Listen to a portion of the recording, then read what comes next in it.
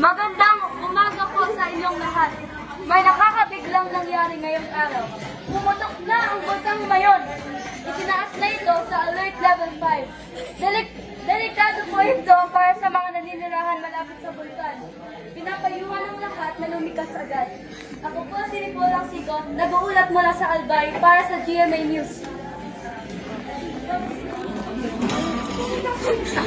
Ano ba?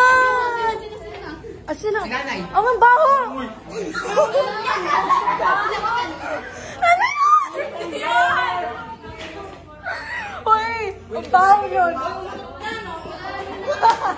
Uy, ba't may naano yung buntis, oh? Hindi nakabidyo.